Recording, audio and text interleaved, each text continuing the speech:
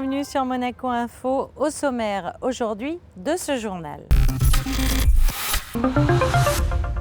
Nous ouvrirons avec la nouvelle édition du défi solidaire qui, une fois encore, mettra à l'honneur le microcrédit. L'édition 2017 de Monacologie s'apprête à s'ouvrir sur le quai Antoine Ier, un village vert destiné à sensibiliser la jeune génération à la protection de l'environnement. Nous nous rendrons ensuite à Saint-Marin où se déroulent actuellement les Jeux des petits États d'Europe. Et en marge de cet événement, le ministre d'État, Serge Tel, en a profité pour participer à une rencontre tripartite en vue de l'obtention d'un accord d'association pour des négociations avec l'Union européenne. Nous avons rencontré Stéphane Valéry à quelques heures de son départ du gouvernement. Musée au XXIe siècle, voici le titre de la dernière conférence qui était proposée par la Fondation Prince-Pierre dans le cadre de son cycle 2017, Vision contemporaine, art et architecture. Vous en avez probablement entendu parler. L'an passé, le gouvernement princier, en partenariat avec Babylone, avait lancé un défi à tous les membres de l'administration. Voter pour savoir quelles seraient les personnes à travers le monde qui pourraient bénéficier d'un microcrédit alloué par le gouvernement. Il est question de réitérer cette opération pour la seconde fois. Le reportage de Fabien Bonilla. Que ce soit Marjorie d'Haïti, Bagouma d'Ouganda, Augustin du Pérou ou Amalia d'Indonésie, ils souhaitaient acheter des chèvres pour créer un cheptel, du tissu pour un atelier de couture ou encore des outils pour ouvrir un atelier de mécanique. Chacun avait besoin d'une somme d'environ 400 à 800 euros. Voici quelques exemples de personnes à travers le monde qui ont été soutenues l'an passé par l'administration monégasque grâce à un défi solidaire. Eh bien, le gouvernement princier lance la saison 2 de ce défi. Une réunion d'information s'est tenue au lycée technique et hôtelier en présence de la direction de la coopération internationale, initiatrice du projet, et d'Arnaud Poissonnier, président fondateur de Babylone, une plateforme de microcrédit. Les différents services du gouvernement princier ont désigné un référent pour présenter ensuite au sein de leurs services respectifs le principe de ce défi solidaire, le mode d'emploi. Le principe est simple, environ 150 projets seront sélectionnés. Chaque personne de l'administration déjà n'aura rien à payer, mais devra choisir ses 3 projets préférés.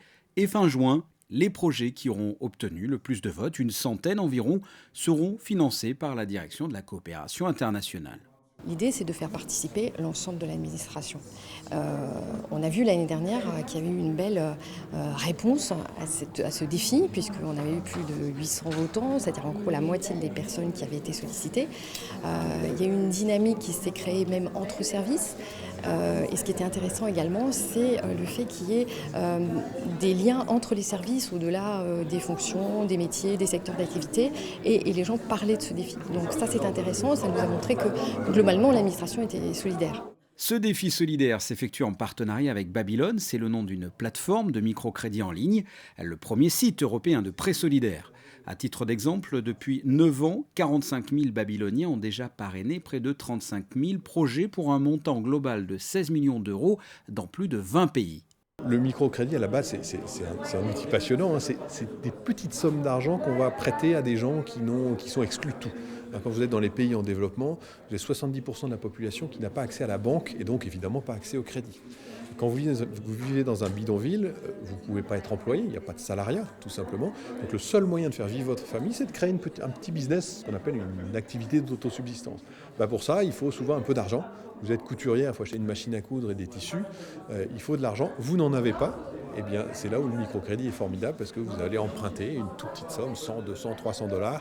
Vous achetez la machine à coudre, lancez votre petit business et faire vivre toute votre famille. C'est vraiment l'essence du microcrédit. 200 millions de bénéficiaires de microcrédit dans le monde, c'est ça, c'est toutes ces petites activités qui se développent avec cette finance très intelligente et très utile. Le partenariat entre le gouvernement monégasque et Babylone est de 3 ans renouvelable, avec pour la 2e édition quelques changements ou nouveautés. Le premier changement, très basiquement, c'est qu'il y a 2 fois plus d'argent. C'est très simple, il y a l'argent que les micro-entrepreneurs ont remboursé. Donc on a cet argent d'un côté. Et de l'autre côté, on a l'argent frais, je dirais, que met la direction de la coopération internationale. Donc en gros, on va disposer de 50 000 €, soit le double de l'année dernière. C'est une première nouveauté. La deuxième nouveauté, c'est qu'on va étendre aux membres de l'éducation nationale, ce qui l'année dernière, pour des raisons techniques, n'était pas forcément évident. Donc là, ça va être une nouveauté. Bon, il y a une certaine logique puisqu'on intervient déjà en lien avec les DENJS dans les classes pour faire ma classe solidaire, et on parle des objectifs de développement durable, donc lutte contre la pauvreté, lutte contre la faim, l'éducation, la santé. La direction de la coopération internationale va envoyer le 6 juin un premier mail pour les modalités de ce vote. Le vote cette année se déroulera du 12 au 30 juin. L'an passé, 804 personnes ont participé à ce défi. 56 projets provenant de 9 pays ont bénéficié d'un prêt qu'ils ont remboursé. Les fonctionnaires et agents de l'État sont invités à s'impliquer une nouvelle fois dans cette aventure humaine afin de démontrer la solidarité de l'administration monégasque pour les populations les plus vulnérables. Du 6 au 9 juin se déroulera sur le port de Monaco l'édition 2017 de Monacologie. Depuis 13 ans, un village vert est installé sur le quai Antoine Ier pour sensibiliser les jeunes à la protection de l'environnement. Patricia Navarro, Orazio Gaggino et Eric Pocoy ont assisté à la conférence de presse de présentation de cette manifestation. Sensibiliser et informer par le biais d'ateliers ludiques, c'est l'objectif principal de Monacologie. Créé en 2004, ce rendez-vous a permis de toucher un très grand nombre d'enfants et d'adolescents de la Principauté. C'est vrai, c'est énorme. J'ai jamais pensé que ça évoluerait autant. Ça a pris son temps, mais ça valait la peine, et la persévérance et l'amour qu'on a mis dedans, la passion et tout ça. Alors, et d'avoir une belle équipe qu'on a, ça nous a vraiment aidé à évoluer. On s'est dit que sensibiliser les jeunes, c'est vraiment le futur en fait. C'est eux qu'il faut toucher, c'est les plus ouverts.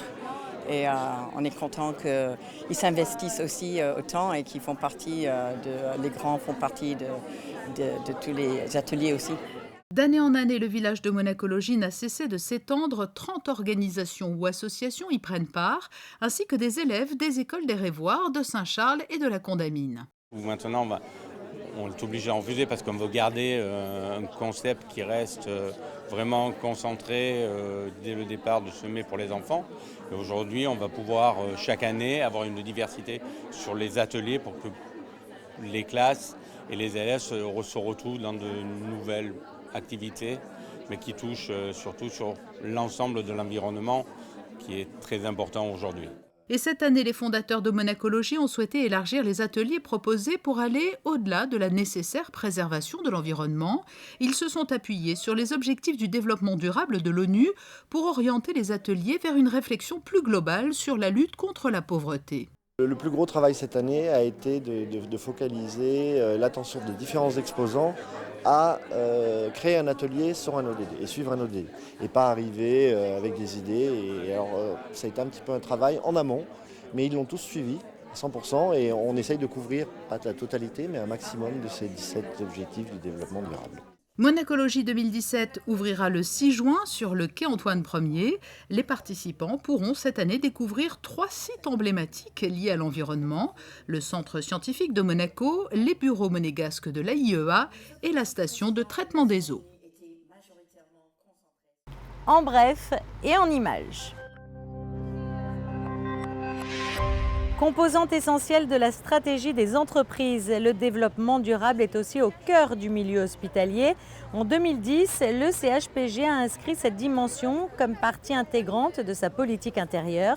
Depuis 7 ans, l'hôpital de Monaco mène de nombreuses actions et des projets innovants sont quotidiennement mis en œuvre.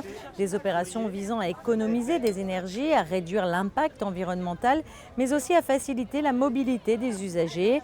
Tri des déchets, formation, achat éco-responsable, fontaine à eau pour le personnel, voiturette électrique avec chauffeur, scooter électrique, potager intramuros et achat d'aliments bio. Le CHPG s'inscrit ainsi dans les objectifs de la transition énergétique fixés par le gouvernement princier et participe activement aux différentes initiatives qui sont menées. Vous le savez, tout au long de la semaine se déroulent à Saint-Marin les Jeux des petits États d'Europe. Nous retrouverons d'ailleurs à la fin de cette édition un magazine préparé spécialement par nos envoyés spéciaux sur place. Et puis en marge de cet événement sportif, le ministre d'État qui accompagne le prince souverain à Saint-Marin a participé à une rencontre tripartite réunissant la principauté de Monaco, la principauté d'Andorre et Saint-Marin. Ces 3 États mènent conjointement des négociations avec l'Union européenne en vue de l'obtention d'un accord d'association. Je vous propose d'écouter Serge Tell. On s'est aperçu que ces rencontres étaient très importantes. Elles nous permettaient de mieux comprendre nos particularités, de mieux comprendre aussi ce qui faisait nos spécificités dans la négociation avec l'Union européenne. Donc nous avons décidé de continuer à intégrer notre travail vis-à-vis de l'Union européenne pour non seulement peser davantage, mais pour mieux se faire connaître. D'où l'importance de continuer ces réunions de travail et de réflexion. Et ça se fera à l'automne, en Andorre, à l'invitation du Premier ministre d'Andorre. Après 7 années passées à la tête du département des affaires sociales et de la santé, Stéphane Valéry quitte le gouvernement. Nous l'avons rencontré quelques heures avant son départ. Il dresse le bilan de ces 7 dernières années. Nous avons, pour résumer vraiment dans les très grandes lignes, mais atteint les objectifs essentiels qui étaient la mise en place du télétravail avec la France. Donc aujourd'hui, le projet se développe. Nous en sommes à 200 actuellement télétravailleurs. Nous avons un gros potentiel devant nous. La commission d'insertion des diplômés a été mise en place. Nous avons aujourd'hui plus de 140 entreprises partenaires qui assurent donc l'embauche de nos jeunes diplômés monégasques et du pays dans les entreprises. J'ai terminé bien sûr le projet médical du nouvel hôpital qui a été complètement revu quand je suis arrivé. Et aujourd'hui, donc, ce projet maintenant est en cours de construction, mais c'est évidemment ma collègue de l'équipement qui est en charge de la construction. Mon travail à moi au niveau médical est achevé. Et puis, il y a eu bien sûr aussi parmi les grands projets la sauvegarde du régime de retraite des salariés. Donc nous avons pu faire voter à l'unanimité d'ailleurs du Conseil national la loi de 2012 qui assure effectivement un avenir pour 10 ou 20 ans à notre régime de retraite des salariés. Voilà, donc le travail est terminé. C'était important aussi maintenant de laisser arriver un nouveau conseiller avec sa personnalité. Je vais bien sûr assurer le passage de relais et le maximum d'informations pour qu'il puisse continuer de la meilleure des manières possibles, M. Didier Gammerdinger, donc le travail au département. En ce qui me concerne, je vais retourner donc à mon métier d'origine dans le monde de l'entreprise en dirigeant une entreprise de communication. Ça sera ma priorité dans les prochaines semaines, donc cette reconversion professionnelle, cette effectivement liberté que je retrouve aussi dans mes propos, et je participerai, si je l'estime utile, à certains débats importants qui engagent l'avenir de Monaco. Puis je vais me ressourcer, je vais un peu me reposer aussi après cette année de travail pratiquement sans vacances. Et puis voilà, je vais ouvrir cette nouvelle page de ma vie en écoutant, en dialoguant, en rencontrant aussi les Monégasques. Et puis, je vous le rappelle, c'est Didier Gammerdinger, conseiller au cabinet du Prince, qui remplace Stéphane Valéry dans ses fonctions à compter de ce jeudi. Le cycle de conférences proposé par la Fondation Prince Pierre s'est achevé en début de semaine au cœur de la salle Garden du pavillon Bozio.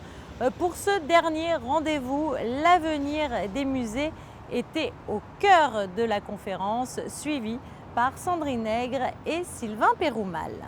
L'art et l'architecture sont depuis bien longtemps étroitement liés. Le musée, véritable lieu d'exposition, en est d'ailleurs une parfaite illustration. Au cours de cette conférence, Hans Ulrich Obrist, Berger et Berger ont livré leur vision justement de ces espaces chargés de fédérer, de diffuser et de rayonner. Je suis très ravi d'être ici à Monaco, puisque pour moi il y a ce lien très fort à Diaghilev, vous voyez, puisqu'en fait quand j'ai commencé, j'étais très inspiré par le travail de Diaghilev, qui évidemment, en commençant par faire des expositions d'art, de plus en plus à travers les ballets russes, combiner toutes les disciplines. Et pour moi, cette approche d'aller au-delà, d'un domaine et à travers l'exposition, d'une certaine façon, mettre les disciplines en contact a toujours été au cœur de mon travail. Donc, l'idée qu'on parlera de différents projets, les immatériaux de Lyotard, le Fan Palace de Cedric Price et différents des expos que j'ai faits, inspirés par Diaghilev, par Cedric Price. Donc c'est un peu un sommaire de certaines idées aussi. C'est d'autant plus merveilleux que c'est à Monaco avec Marie-Claude Beau, puisque Marie-Claude Beau a été, depuis qu'on s'était rencontrés, complètement au début des années 90, pour moi une énorme inspiration, parce que j'ai eu une bourse à la Fondation Cartier quand Marie-Claude était directrice là-bas, et j'ai des souvenirs extraordinaires de ces rencontres que j'ai pu témoigner, participer entre la musique, entre l'art, le cinéma, la théorie, et donc c'est par rapport à ça aussi un hommage à Marie-Claude Beau. Autres intervenants au cours de ce dernier rendez-vous du cycle de conférences 2017 de la Fondation Prince-Pierre, le plasticien Laurent et l'architecte Cyril, qui collaborent depuis une dizaine d'années sous l'identité Berger et Berger. Ils ont eux aussi pu livrer leur vision contemporaine du musée. On va jouer le jeu d'alimenter la réflexion sur ce musée du XXIe siècle. Et donc on va présenter quelques projets qui peuvent être compris comme des formalisations fragmentaires de ce qu'est le musée. Enfin, le musée à venir, évidemment, il est forcément le musée... il est le musée sur lequel on travaille d'ores et déjà, quoi. Donc voilà, on va présenter plusieurs projets. Je pense que les projets qu'on va présenter s'inscrivent, je crois, dans une certaine modernité.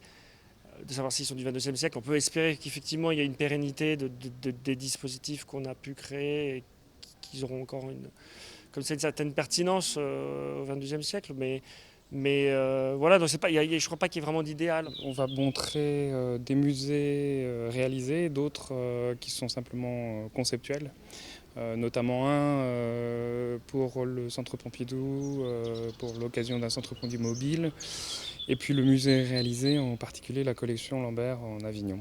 On est hérité d'un travail qu'on mène depuis un certain temps sur ces questions d'architecture, mais aussi en tant que praticien de ces espaces, puisqu'on a une double pratique, on est aussi artiste, et donc du coup on essaye d'avoir une réflexion comme ça sur le lieu et l'usage, et donc de pouvoir presque envisager un musée idéal pour notre propre pratique d'artiste. Il y a un peu ça comme moteur initial, puis ensuite évidemment le rapport au contexte et à la commande qui nous impose évidemment des manières de travailler, de répondre. Et il n'y a pas de solution comme ça toute faite. Donc il y a des élaborations qui sont faites à partir de données préétablies, d'un programme, etc. Et si le cycle de conférences de la Fondation Prince-Pierre est terminé, l'actualité de la Fondation, elle, ne l'est pas, vous vous en doutez. Prochain rendez-vous le jeudi 8 juin au lycée technique et hôtelier de Monaco. Les élèves participant au coup de cœur des lycéens rencontreront des auteurs sélectionnés pour le prix 2017. À présent, passons en revue la carte météorologique pour les prochains jours. Jeudi, un ciel plus incertain que les jours précédents. Le soleil sera caché partiellement par les nuages et la tendance sera orageuse. Le climat restera cependant agréable avec des maximales atteignant les 24 degrés. Vendredi, un temps toujours mitigé, peu d'éclaircies et un ciel toujours houleux par moments. Ce week-end, le beau temps sera de retour, même si quelques nuages orageux pourront faire leur apparition dans la soirée de dimanche. À compter de lundi, la météo jouera avec les nuages et les éclaircies, toujours sous la menace des éclairs. Ce journal est à présent terminé. Je vous propose tout de suite de retrouver nos envoyés spéciaux à Saint-Marin pour les Jeux des petits États d'Europe. À très bientôt sur Monaco Info.